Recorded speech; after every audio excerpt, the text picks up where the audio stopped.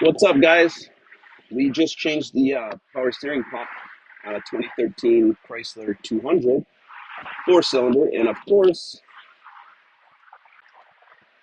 it's from Autozone, and it's a piece of crap. For some reason, I didn't call Napa first. Right between the seal, this thing doesn't focus, but right there in the middle of the seal, it shoots out power steering fluid. Big junk. Don't buy certain parts from AutoZone. That's it.